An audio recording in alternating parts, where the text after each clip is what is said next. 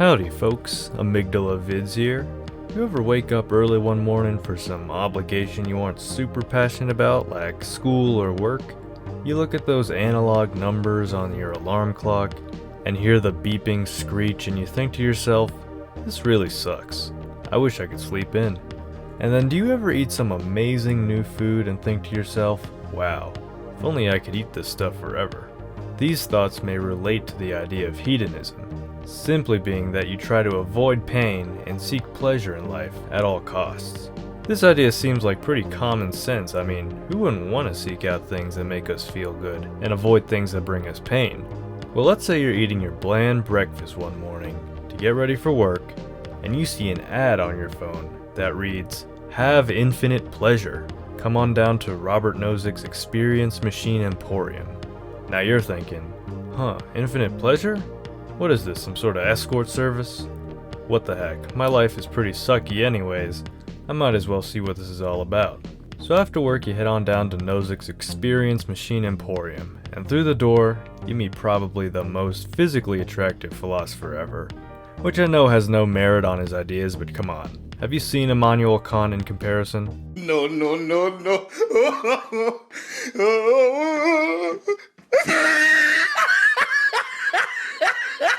So you meet and greet Nozick, and he explains to you the idea of his experience machines.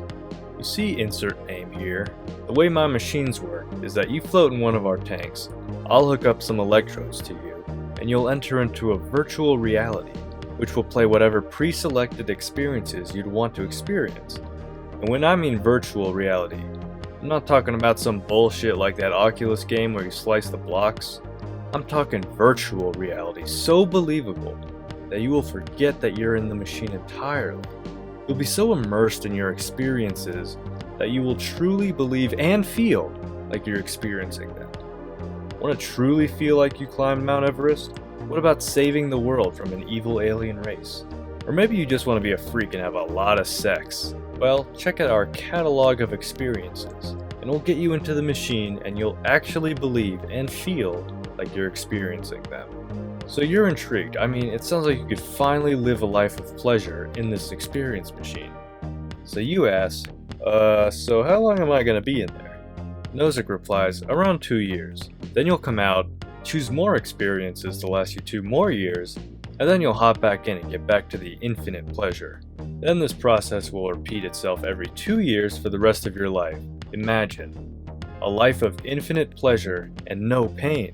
Alright, that time commitment has you a little bit freaked out. A whole life of just experiencing things? I mean, they're pleasurable things, yeah. But for a whole lifetime? Only taking short breaks every 2 years? So this thought experiment, which I obviously added to for some dramatic effect, comes out of Robert Nozick's book, Anarchy, State, and Utopia. Although this chapter doesn't specifically mention pleasure, hedonism, or even utilitarianism, many philosophers have used this chapter to critique those ideas, and Nozick himself isn't too favorable towards them either in the other chapters of his book. I want to focus on the ideas of pleasure and hedonism because utilitarianism's kind of a big opponent, and that's a whole other video in itself.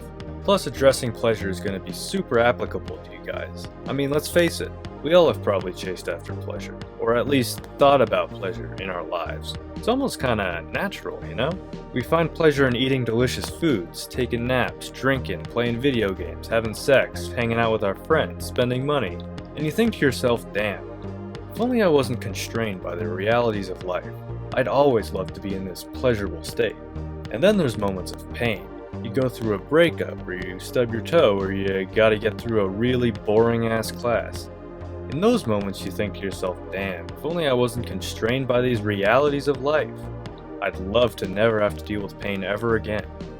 Well, Nozick gives us the best means of addressing those thoughts, and yet we feel some weird hesitation when we think about hooking up to this experiments machine for our lives. Why is that? Wouldn't it be totally compatible with seeking pleasure and avoiding pain?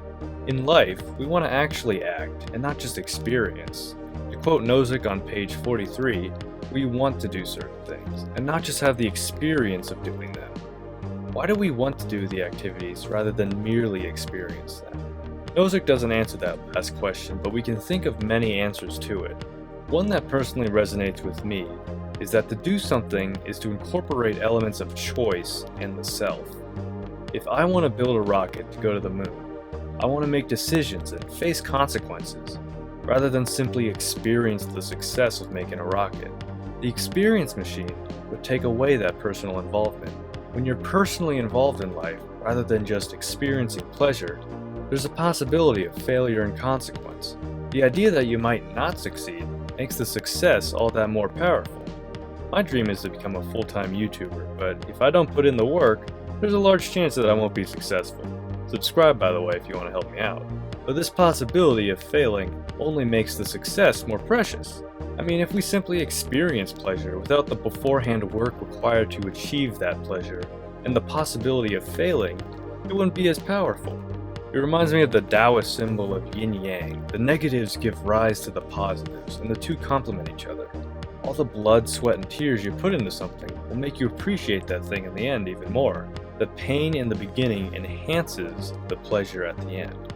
And yet, what happens when we aren't successful? Maybe we should hop in the machine and stop fretting about all these questions. What do you think? Comment below and let's get a discussion started. Thanks for watching, and be sure to like and subscribe for more.